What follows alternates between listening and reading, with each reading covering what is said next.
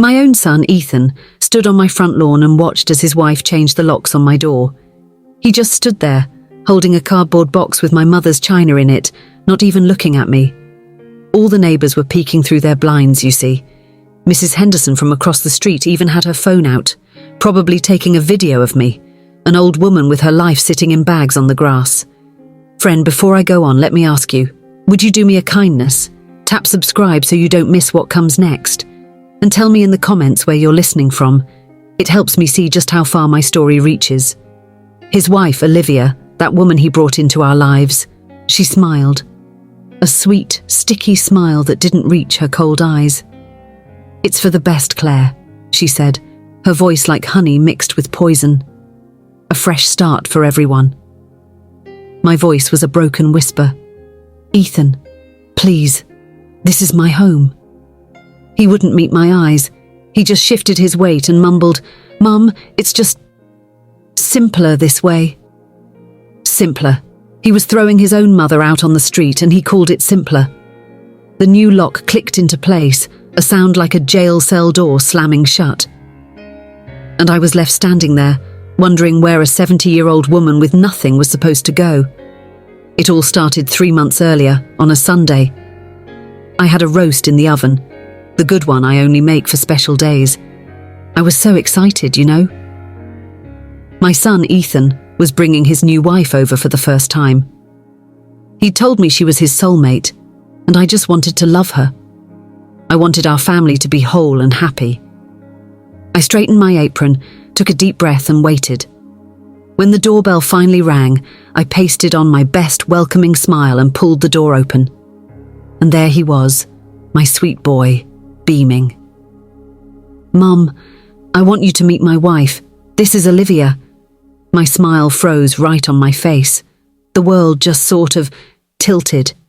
Standing next to my son was the woman who had destroyed my life years ago, the one who cost me everything. Her eyes had that same chilling spark I remembered. Her voice was smooth as silk when she held out her hand. "It's so wonderful to finally meet you, Claire." I couldn't move. I just stared at that outstretched hand, the hand of the devil herself, and knew my life was over all over again. My hand felt like lead, but I forced myself to lift it and shake hers. Her grip was firm, a little too firm. A warning. Ethan, my son, didn't notice a thing. He was just so happy, chattering away as he led us into the living room. "Mum, Olivia's heard so much about you," he said, proud as could be. But a war had already started, right there in my house, a war only she and I could see. Olivia picked up a silver frame from the mantelpiece. It was a photo of me accepting an award from my old consulting firm. "Was this from your old company?" she asked, her voice dripping with fake admiration. "You must have been so proud. It's a shame how quickly things can change." I looked right into her eyes, making sure she saw I wasn't broken yet. "Some things change," I said, my voice steady. "But a person's true character never does." Ethan just laughed, thinking we were making small talk. "All right, you two, let's not stand around. Mum's famous roast is waiting." He herded us toward the dining room, completely blind to the battle lines being drawn across his mother's heart. How was I going to survive this dinner? We were sitting at my dining room table, the one where my late husband Tom used to sit at the head. Ethan, my son, was so happy. He was talking about their honeymoon, his words filling the space between us. I was just trying to breathe, trying to eat this roast that now tasted like ash in my mouth. Then Olivia, that snake, turned to me. Her smile was a weapon. "We're thinking of Boston for our anniversary," she said, her voice all sugary sweet. "Ethan tells me you used to live there." She paused and looked right through me. "Did you leave behind anything? Or anyone important?" It wasn't a question. It was a threat. She was telling me she knew my secrets, that she could hurt me in ways Ethan could never imagine. I could feel the wall I'd built around my heart starting to crack. All these years I had been so careful, and now she was sitting at my table threatening to burn my whole world down. I knew right then I couldn't just sit there and let her win, Not again. My hand was shaking, but I put my fork and knife down on my plate. They made a sharp clink sound that cut right through Ethan's happy chatter. The room went dead silent. Ethan froze with a piece of potato halfway to his mouth, looking from me to her. I didn't look at my son. I kept my eyes locked on the woman sitting next to him. All the fear I had was gone, replaced by a cold, hard anger. "Your name isn't Olivia," I said. My voice didn't even tremble. It was low and steady, like a stone. "It's Jessica." Ethan's eyes got wide. He started to say something, but I kept going, my words like bullets. "You were my business partner. We had a firm in Boston, an accounting firm." I leaned forward just a little. "You stole $500,000 from our clients. You bankrupted our company, and then you disappeared." The truth was finally out, hanging in the air between us. And I just waited, watching her perfect mask, waiting for it to finally crack. For a second, there was nothing but the sound of our breathing. My son, Ethan, just stared, his mind trying to catch up. But before he could even form a question, Jessica, or Olivia, as he knew her, did something I never expected. Her face just crumpled. It was like watching a beautiful statue break. Big fat tears started streaming down her perfect cheeks. She didn't look at me. She turned to my son, her expression a perfect picture of a wounded, terrified animal. Her voice was a broken whisper. "Darling," she choked out, reaching for his hand. I don't understand what she's talking about. Why would she say something so horrible?" She didn't deny it. She didn't fight back. She just cried. She let her tears and Ethan's deep love for her do all the work. I watched in horror as my son's face softened. He looked from her tear-streaked face to me, and his eyes weren't filled with questions. They were filled with anger. At me. How do you fight an enemy who uses your own son's heart as a shield? My son, Ethan, turned on me. His face was white with anger. "That's enough!" he hissed, his voice so quiet it was scarier than if he'd yelled. He looked at me like I was a monster. "How could you? Look at her!" He scrambled to Olivia's side, pulling her into his arms as she buried her face in his shoulder, her body shaking with fake sobs. She was a brilliant actress, I'll give her that. He held her tight, protecting her from me, his own mother. He looked at me over her shaking head, and his eyes were full of disgust. "We're leaving," he said, the words like stones. I tried to speak, to make him see. "Ethan, she's lying. Please, son, you have to believe me." But my words were lost in the sound of Olivia's crying, which only got louder. He guided her to the front door, his arm wrapped around her like she was made of glass. Then the door slammed shut, and the click of the lock was the loudest sound I'd ever heard. It left me standing all alone in the deafening silence of my own home, the good food getting cold on the table. I don't know how long I sat there in the dark. Hours, maybe.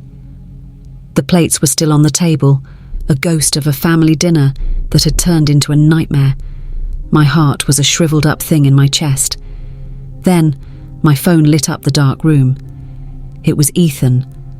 A tiny, stupid piece of hope flickered inside me. Maybe he'd calmed down. Maybe he'd listened. I answered on the first ring. "Ethan, please, just listen to me." He cut me off. His voice wasn't angry anymore. It was worse. It was cold, like a doctor giving bad news. "I've spoken with Olivia. She's worried about you. We both are."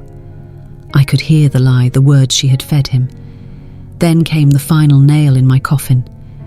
"You need to get help," he said. "Get some therapy. Until you're ready to sincerely apologize to my wife for what you did tonight, I don't think we can speak." Before I could even breathe, the line went dead. I was left staring at the silent phone, the truth crashing down on me. I'd been perfectly outmaneuvered. He hadn't just taken her side. He thought I was crazy. The next morning, the silence in the house was so heavy it felt like I was drowning in it. Every tick of the clock was a reminder that my son was gone, that he believed a lie over his own mother. The sadness was a giant wave that kept knocking me down. But then, underneath the grief, something else started to grow. A small, hard knot of anger. She was not going to win. Jessica, I refused to call her Olivia anymore, was not going to take my son and destroy my life a second time. I stood up from the cold dining room table, went into my study, and pulled a dusty box from the top of the closet. On the side, in my own handwriting, was the name of our old firm. My hands trembled as I opened it. This was where I would find the proof. I pulled out an old address book, my heart pounding. My fight began with a single phone call to my old partner's last known number. I dialed, held my breath, and listened. A recorded voice answered. "We're sorry. This number has been disconnected." The first door had slammed in my face. My first day of fighting back felt like a failure. I spent hours in my study, hunched over the computer, searching for any trace of Jessica. It was like trying to catch smoke. I searched for news articles about our old company going bankrupt, but they just mentioned a partner who had left the firm. No name. I looked for her on social media, but any old profiles were deleted. It was as if the woman I knew had never existed at all. Just as I was about to give up for the day, a little notification popped up on my screen. My son Ethan had posted a new photo. My heart did a little flip-flop. But when I clicked on it, the air went out of my lungs. It was a picture of him and Olivia, smiling at a restaurant. And around her neck she was wearing a beautiful antique gold locket. It was my locket. My grandmother's locket. The one that had been missing from my jewelry box for the last month. She was wearing my past around her neck, and my son was the one showing it off to the world. My hands flew to my neck. I ran to my bedroom, my heart pounding against my ribs, and tore open my jewelry box. The velvet slot where the locket always sat was empty. I snatched up my phone and dialed Ethan, my voice trembling so hard I could barely speak. "The locket she's wearing in that picture. Ethan, it's mine. It's Grandma's locket. She took it." There was a long, heavy sigh on the other end of the line. It was a sigh full of pity, and it broke my heart. "Mom," he said, his voice tired, "I gave it to her. It was in Dad's old desk drawer. You must have forgotten you put it there." A few hours later, a delivery man brought a small, neat box to my door. Inside was the locket. Tucked beside it was a note on creamy paper, written in perfect cursive. It said, "So sorry for the confusion. Let's not let silly things come between us. Love, Olivia." I held the cold metal in my palm. This wasn't kindness. It was a message. It meant, I can take anything I want from you. That evening, as I was sitting in the kitchen staring at that locket, my phone rang. The screen said it was Olivia. My blood ran cold. Why would she be calling me? I hesitated, then answered, holding the phone to my ear without saying a word. I didn't hear her say hello. Instead, I heard her voice in the background, talking to someone else. It was my son, Ethan. Her voice was full of fake worry. "I'm just so concerned, darling," she was saying. "First that awful scene at dinner, and now she's forgetting things, losing heirlooms. I really think talking to a specialist might be a good idea." My whole body went stiff. Then, I heard a sharp gasp through the phone. "Oh my goodness, Claire? Are you there? I am so sorry, my phone must have pocket dialed you." I heard a click and the line went dead. It wasn't an accident. It was a performance. A cruel, calculated show just for me, to let me know she was telling my son that I was losing my mind. And she made it look like a mistake. I knew I couldn't fight a ghost on my own. The next day I found the name of a private investigator in the phone book. His office was in a dusty old building downtown. A man named Jack with tired eyes and a coffee-stained shirt told me to sit. I thought he'd think I was a crazy old woman, but I had nothing left to lose. So I told him everything. I told him about Jessica, the money she stole, and how she came back as Olivia and took my son. I talked until my throat was dry, expecting him to show me the door. Instead, he just listened, nodding now and then.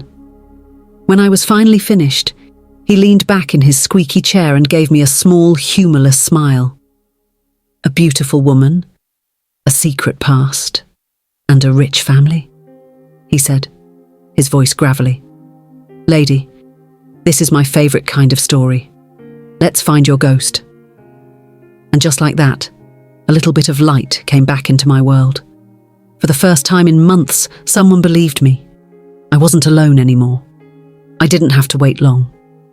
2 days later, my phone rang. It was Jack, the private investigator. I think I've got something, Claire, he said, and I held my breath. Your Jessica didn't leave many tracks in Boston, but I found one little thing. She had a roommate for a few months, a woman who wasn't on any official papers. A friend, I guess. I sat down at my kitchen table, my hand shaking. What about her? I asked. Where is she? Jack continued. The roommate moved to Seattle a few years back. Not much there.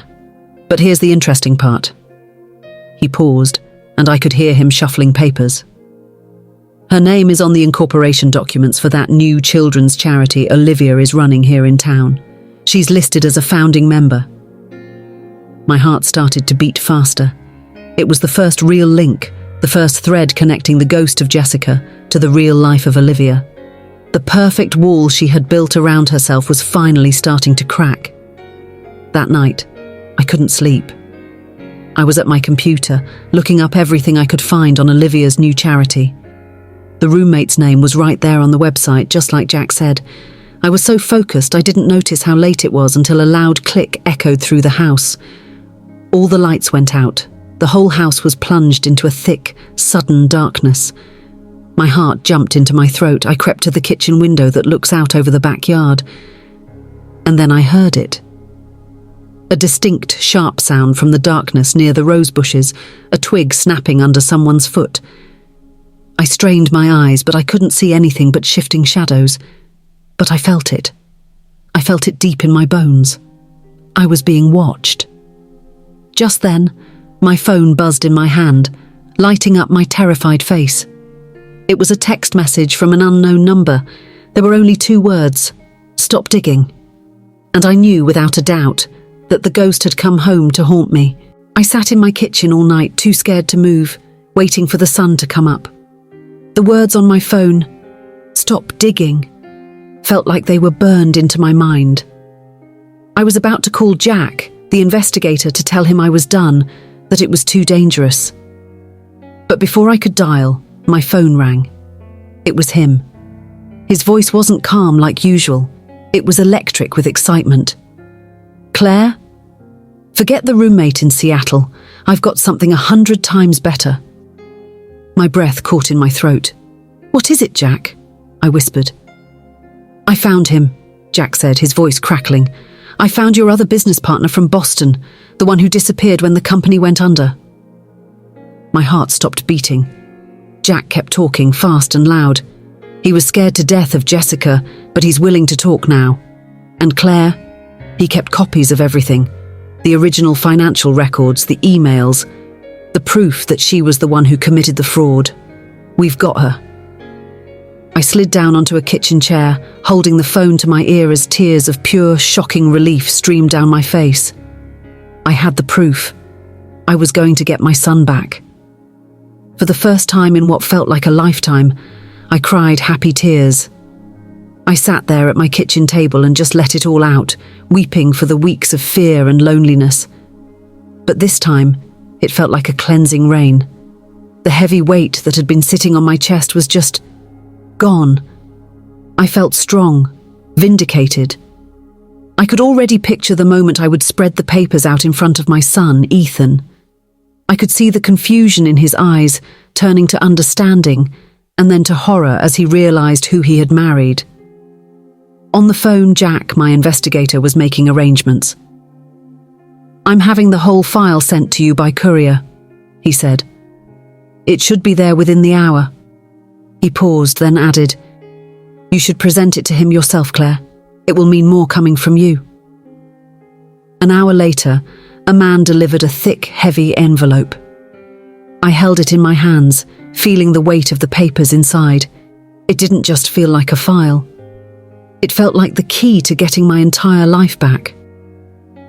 With the heavy file sitting in front of me like a shield, I picked up the phone and called my son. My hand didn't even shake.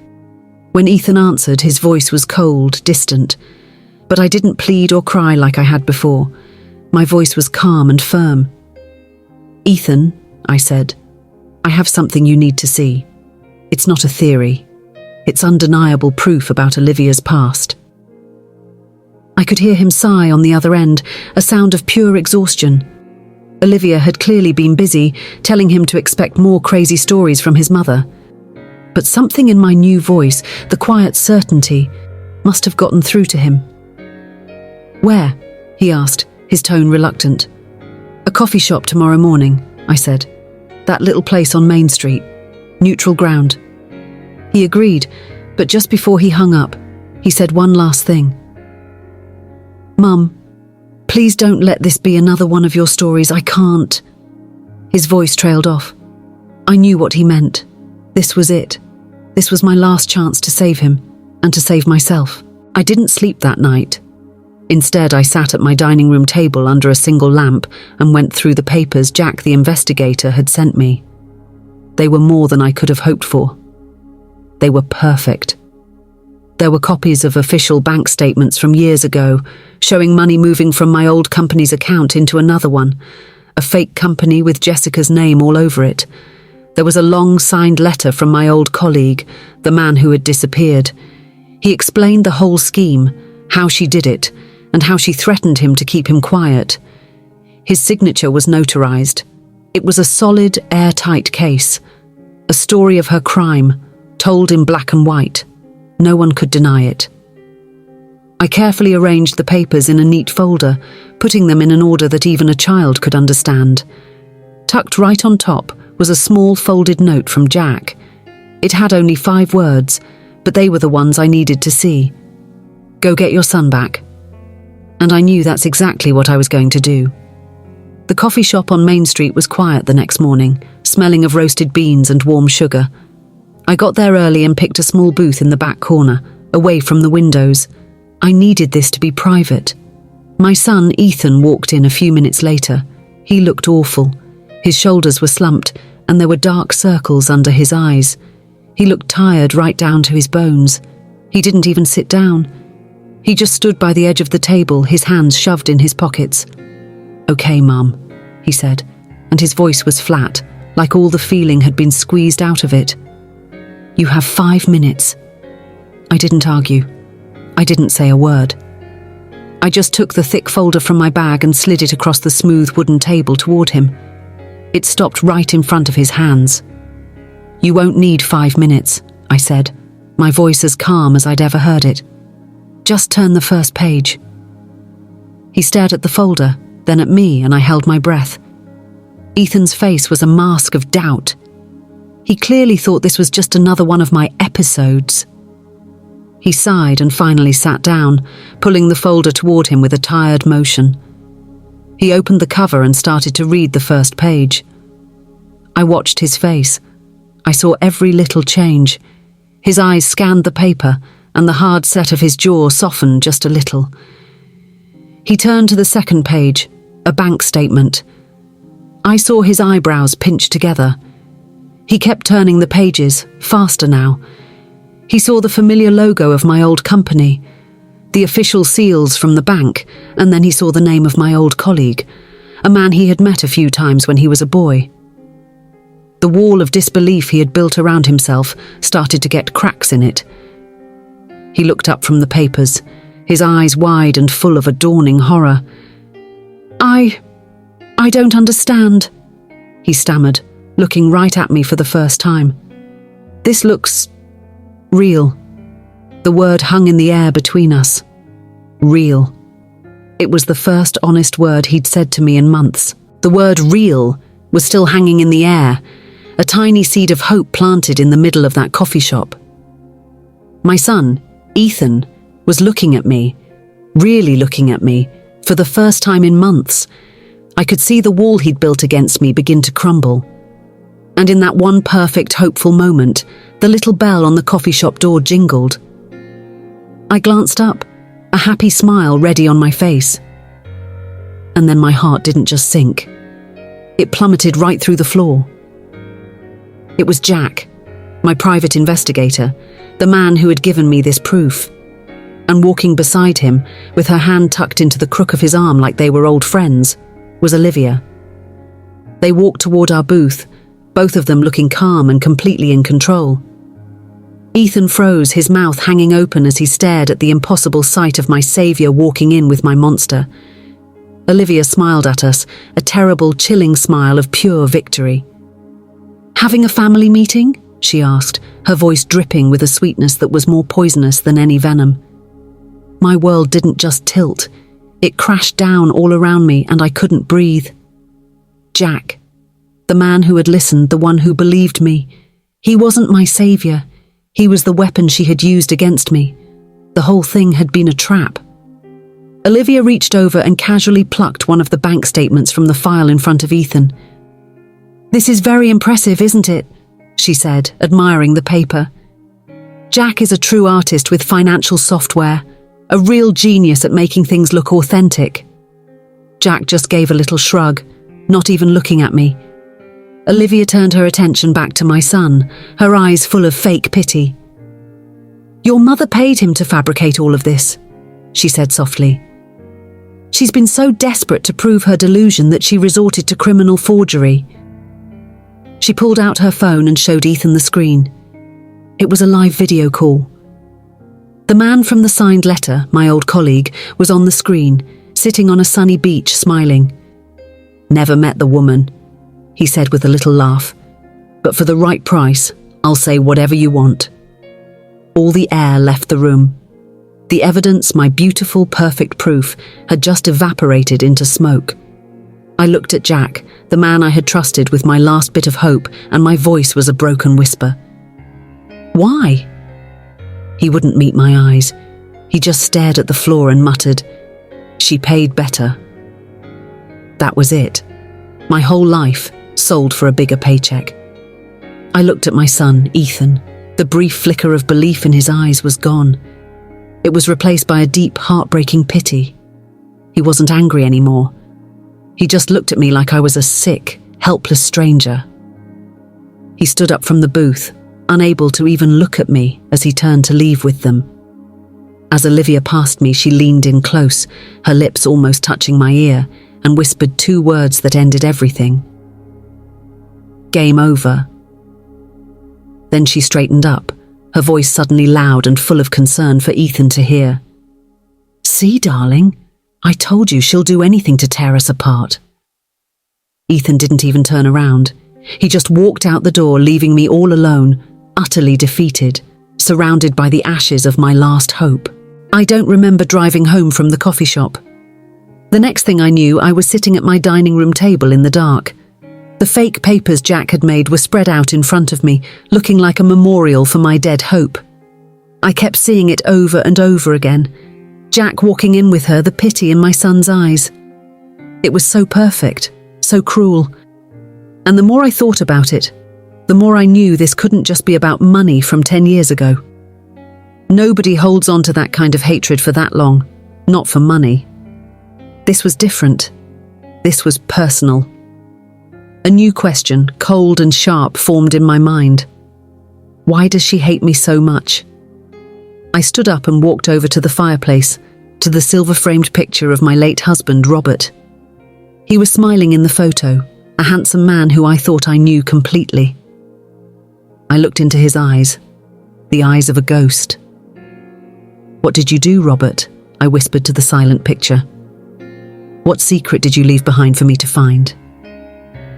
From what I was able to piece together later, when my son Ethan got home that day, Olivia was the perfect, loving wife. I can just picture her, fussing over him, telling him how sorry she was that he had to go through all that drama with me. She probably said they could finally move on, finally be happy. But Ethan told me something felt wrong. He said the ambush at the coffee shop was too clean, too theatrical. He couldn't shake the image of my face when I saw Jack walk in with her. He said it wasn't the look of a liar being caught, it was the look of a heartbreaking. Later, Olivia was talking about a charity trip she had to take. Ethan asked her a simple question about the flight, and her answer was just a little different from what she'd told him last week. It was a tiny thing, a stupid, insignificant lie about what time the flight was.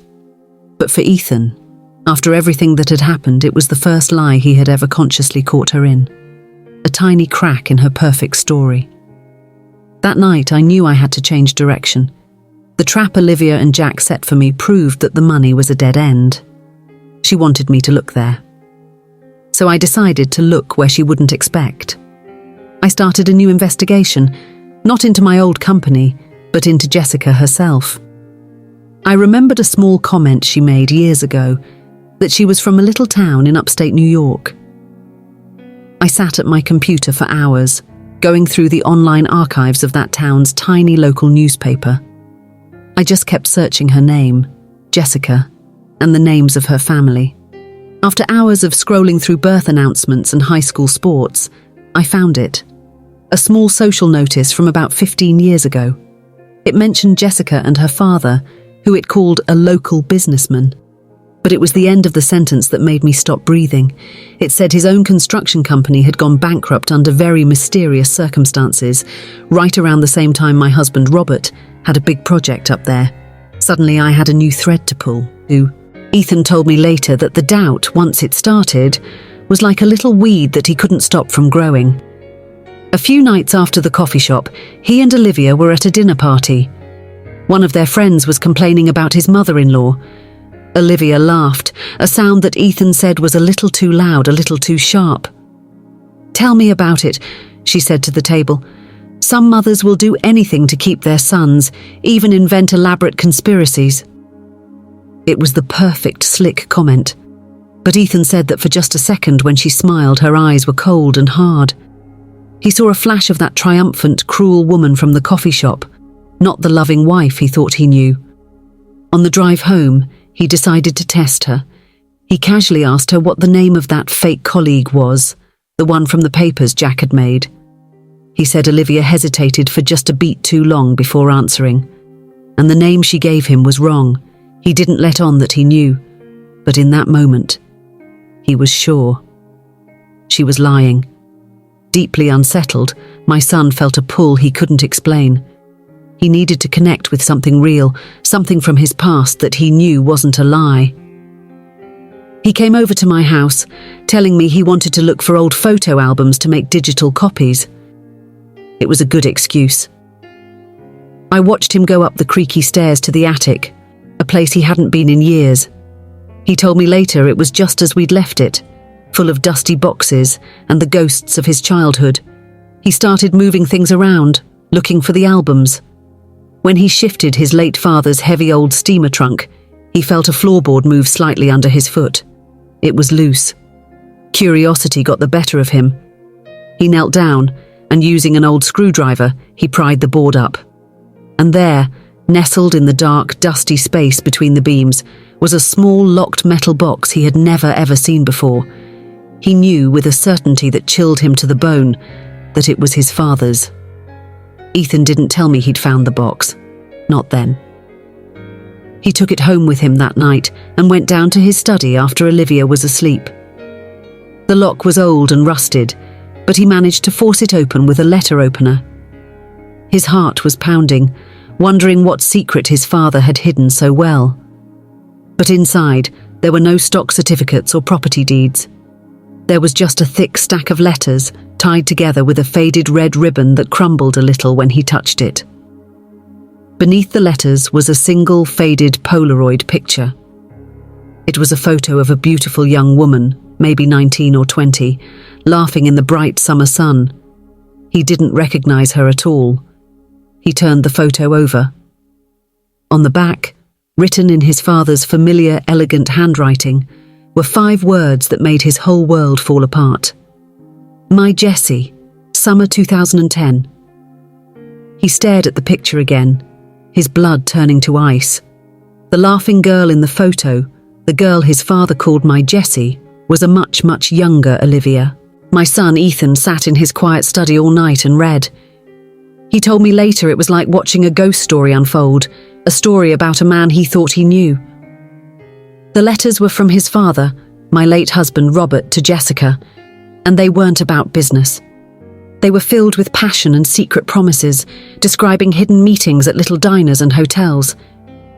Ethan read his own father's words, agonizing over the affair, feeling guilty but unable to stop. He read the promise Robert made to leave me as soon as Ethan graduated from college.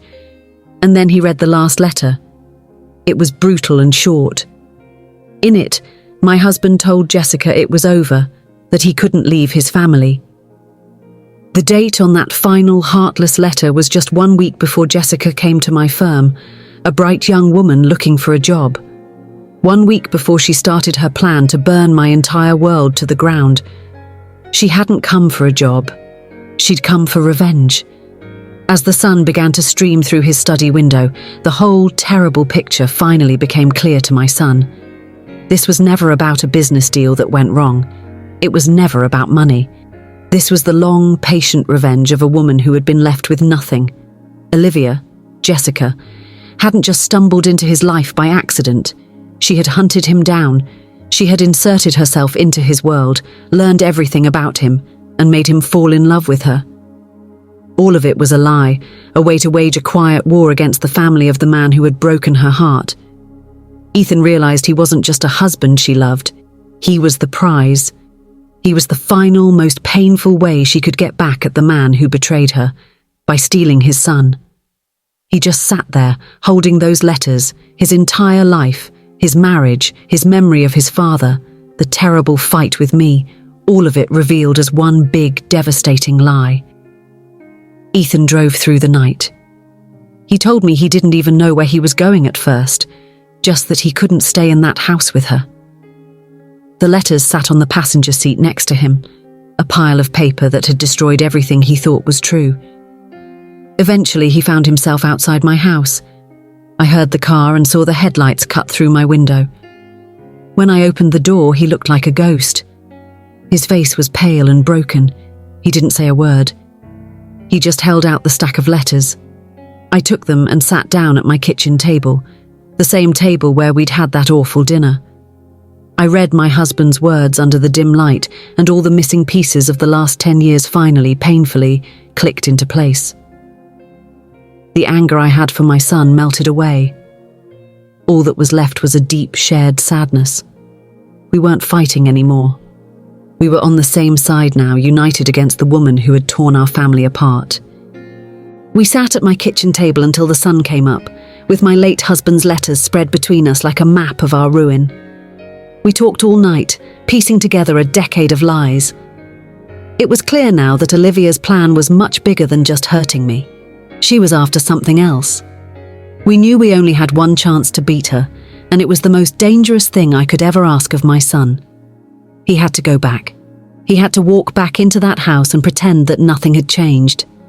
He had to play the part of the loving husband who thought his mother was crazy. His job was to be a spy in his own marriage, to find out what Olivia was planning next. My job was to be his partner on the outside, waiting for any information he could find. Just before the sun rose, he left. He told me he slipped back into their bedroom, and as he got into bed beside her, her eyes opened in the dark. She had been awake the whole time, just watching him. Ethan told me that the next morning was the hardest performance of his entire life. When Olivia woke up, he was the perfect, loving husband. He was overly affectionate, kissing her and apologizing for being out so late. "I'm sorry, honey," he said, his voice sounding completely normal. "I just needed a long drive to clear my head after all of my mum's drama." At breakfast, he even complained to her about a hang-up call he pretended I had made to him earlier. He said every word felt like poison in his mouth, but she seemed to believe him completely. She smiled and told him it was all going to be okay now. While she was in the shower, he moved fast. His heart pounded in his chest as he went to her personal laptop, the one she always used. With shaking hands, he plugged in a tiny device, installed the tracking software, and pulled it out. The whole thing took less than a minute. He had done it. He was in. Now all we could do was wait. We didn't have to wait long. That afternoon, Ethan got an alert. The keylogger software he'd installed had captured a password Olivia used to get into a secure website. As soon as she left the house to go to one of her charity meetings, he logged in. It wasn't a bank account. It was some kind of high-level wealth management site, and he saw that a huge, complicated financial portfolio was being built. It was full of things he didn't understand, drafts of legal papers talking about trusts and holding companies and something called guardianship. He knew it was big, whatever it was. He took pictures of everything with his phone and sent them to me before he carefully wiped the computer's history. And on one of the documents he saw a name that made his blood run cold. It was a trust, and it was being built to hold all of my assets, everything my late husband had left me. It was called the Claire Richter Heritage Trust. She wasn't just trying to hurt me. She was planning to steal my entire life. While I was on my computer digging into the legal meaning of a heritage trust, my son Ethan told me he got a little too brave. He knew Olivia kept a small safe hidden in a floor compartment in her home office, covered by a thick rug. While she was out, he went in and started trying to guess the combination, birthdays, anniversaries, anything he could think of. He was so focused he didn't hear her car pull up. Her footsteps on the hardwood floor were the only warning he got. He shoved the safe back into its hole and kicked the rug over it just as she walked through the door. Her eyes narrowed. "What are you doing in here?" she asked, her voice dangerously quiet. He said his heart nearly stopped, but he fumbled through some lie about looking for an old bank statement. She seemed to buy it and turned to leave, but then she paused. She glanced back at the floor. The rug he had kicked over the hidden safe wasn't perfectly straight. It was slightly askew, and he knew in that terrifying moment that she had noticed. That close call with the safe made Ethan smarter. He knew Olivia was suspicious now, so he stopped searching and started watching. He paid attention to everything she did. He noticed how she had become even more protective of her phone, never leaving it on a table, always keeping it with her. One evening, after she came back from the gym, he saw it. A faint little light glowing from inside her gym bag, which she had dropped by the closet door. But her regular phone was on the nightstand beside her. Later that night, when she was fast asleep, he crept over to the bag. Tucked inside a side pocket was a second hidden phone, a cheap, disposable burner phone. He understood immediately. This was how she was communicating without him knowing. This was her secret line. His hands shaking, he quickly took a picture of the phone's number with his own phone and sent it straight to me. Now we had a new way to listen in on her secrets. While Ethan was playing the part of the loving husband, I was working. My research into the heritage trust my late husband had set up showed it was worth millions and that it was set to transfer completely to me on my upcoming 60th birthday. That was her deadline. I gave the burner phone number to a contact who traced it to dozens of calls with a ruthless lawyer known for breaking up estates. The final terrible piece of the puzzle clicked into place when Ethan finally got the safe open. Inside, he found a thick stack of prepared legal documents. They were filings to have me, his mother, declared mentally incompetent. The papers cited the dinner incident and Jack's fake evidence as proof of my delusion. The goal was to have a judge appoint Ethan, and by extension his wife Olivia, as the trustee in charge of my entire life. The business ruin, the marriage, the gaslighting. It was all one long, patient con to steal my family's fortune. My son Ethan thought he had the whole ugly story, but there was one more folder in the bottom of that safe. It wasn't about me or the trust.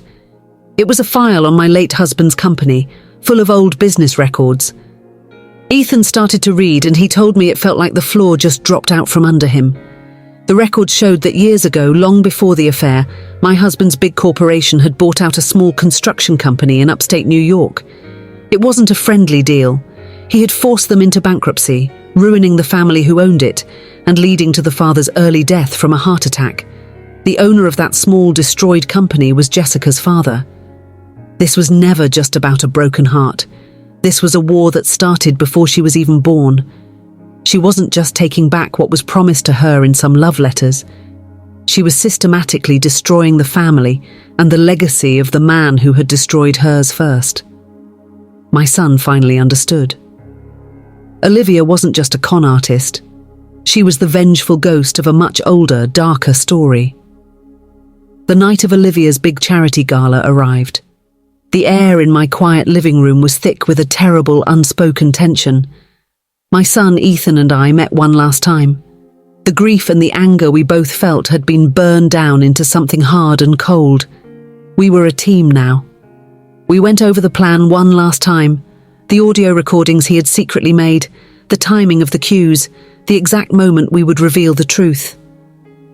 He had his father's letters, and I had been in contact with another woman, a board member from the charity who Olivia had also tricked and stolen from. She had agreed to be there that night. This was our only shot to expose Olivia in front of everyone. As he got ready to leave, his phone buzzed. It was a text from her, the woman he had to pretend to love. "Can't wait to celebrate with you tonight, my love," it read. "It's going to be a perfect evening." He looked at me, his eyes full of a cold fire. "Yes," he said, "it is." Ethan described the gala to me later. He said it was a sickeningly beautiful scene, a giant ballroom filled with the richest and most powerful people in the city. He had to play his part, the proud, smiling husband, while his stomach felt like it was full of acid. Olivia was the queen of the night. She floated through the room in a sparkling dress, accepting compliments, basking in the love of people who had no idea her entire life was a lie. She was at the very top of her fraudulent empire. And then, from across the crowded ballroom, Ethan saw me. I slipped in through a side door, dressed in a simple black dress. I wasn't there to hide. I was poised and calm. I caught his eye, and I gave him one single tiny nod. It was the signal. He knew the other woman I'd contacted was in place. He knew I had the evidence ready. It was time. All the pieces of our trap were finally in place. The moment came. Olivia walked onto the stage in the grand ballroom, and the applause was like thunder. From the back of the room, I watched her. She stood at the podium and began her speech. It was a masterpiece of lies. With tears in her eyes, she talked about family, about overcoming hard times, and about integrity. She even spoke about my late husband, Robert, calling him her beloved father-in-law. My stomach turned. Then she did the most sickening thing of all. She looked right at my son, Ethan, who was standing near the stage. "And to my wonderful husband," she said, her voice thick with fake emotion. "Thank you for standing by me, especially when others tried to tear us apart. Your love is my rock." The crowd sighed. They believed every word. Then she smiled her brilliant false smile. "And now I'd like to invite him up here to say a few words as we dedicate this new wing of the Children's Hospital." She held out her hand to him, the perfect, loving wife. It was the final, perfect piece of her performance. My son, Ethan, walked onto that stage like he was walking to his destiny. The whole room was watching. He walked right up to Olivia, leaned in, and kissed her on the cheek. It looked so real. Then he stepped up to the microphone. Everyone expected him to say a few sweet words about his wonderful wife. "My wife is right," he began, and his voice was strong and steady, ringing through the giant room. "Family is about integrity. It's about truth." He paused, and his voice changed, becoming cold as ice. "And tonight, we are finally going to have some truth in my family." A confused whisper went through the crowd. Olivia's perfect smile faltered. She leaned toward him, her eyes wide with confusion. "Ethan, what are you doing?" she whispered, her voice panicked. He pulled away from her and looked out at the hundreds of faces staring up at him. "First," he said clearly into the microphone, "let me play you a short recording." And he held his phone up to the mic. For a second there was no sound but the hum of the speakers. Then a voice filled the silent ballroom. It was Olivia's voice, but it wasn't the sweet, caring one everyone had just heard. This voice was sharp, cold, and clear. It was from a secret recording Ethan had made of her talking to her lawyer on that hidden burner phone. Her recorded words echoed off the crystal chandeliers. "She'll be in a home by her 60th birthday," her voice said, "and the entire trust will be ours." A collective gasp went through the audience. People were frozen, forks halfway to their mouths, staring at the stage in disbelief. They looked from the kind woman at the podium to my son, and then back again. Olivia's face, which had been a mask of confusion, now turned into a mask of pure fury. She lunged for the microphone, her perfect dress swishing around her. "It's a fake!" she shrieked, her voice cracking. "He's lying! None of that is true!" But it was too late. Everyone had heard. As Olivia shrieked about the recording being a fake, my son Ethan held up a hand to quiet the room. He reached into his jacket and pulled out the old faded letters tied with a red ribbon. "This isn't fake," he said, and his voice broke with all the pain of a son who had learned the truth about his father. He held up the last letter my late husband Robert had ever written to the woman on the stage. He began to read his father's words out loud, the ones that brutally ended their secret affair. He read the date on the letter, and then he looked right at the woman he had married. "He wrote this letter to a woman named Jessica," Ethan said, his voice ringing with a terrible clarity. "The same woman who, 1 week later, came to my mother's company to begin a decade-long war to destroy our family." He had just told the whole room her real name. He had told them everything. He had exposed the deep, dark, personal reason for all her hatred and all her lies. She just stood there, speechless, as her entire story fell apart. Before the stunned crowd could even begin to whisper, a strong voice called out from the back of the ballroom. "She did the same thing to my husband." It was the woman I had spoken to, the board member from the charity. She stood up, her face a mixture of fear and courage. Then, a few tables away, another man stood up. "She hired that same PI to ruin my business," he shouted. It was one of the other men Jack, the investigator, had betrayed. Suddenly, this wasn't just my story anymore. It was a chorus of voices, a room full of people Olivia had hurt, all demanding justice. The room erupted into chaos. Olivia looked around, her eyes wild, like a cornered animal looking for a way to escape. Just then, the grand doors of the ballroom swung open. 2 serious-looking people in plain clothes stepped inside. They held up their badges for the security guards to see. They were investigators. They were here for her. The room fell silent again, and every single eye was on Olivia. As the 2 investigators started moving slowly toward the stage, I began to walk. I walked from the back of the room right down the center aisle. The crowd of wealthy, important people instinctively moved aside, clearing a path for me.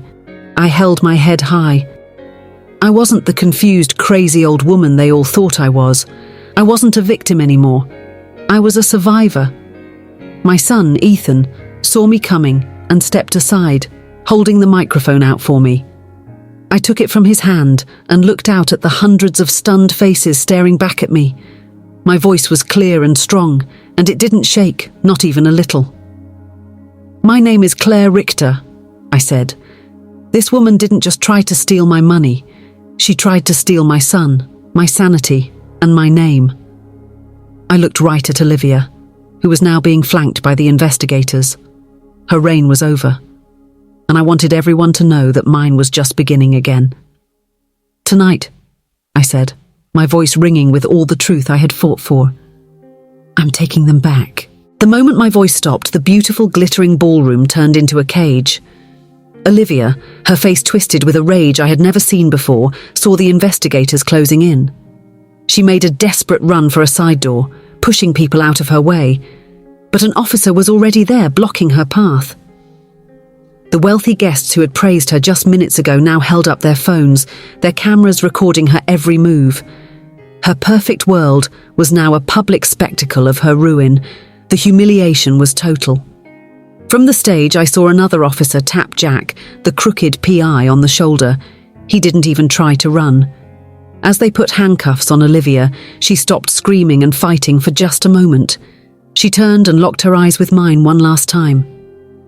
The look she gave me wasn't one of defeat. It was a look of pure, raw hatred that promised she would never, ever forget what I had done to her. Then they led her away, and the doors of her gilded cage finally slammed shut.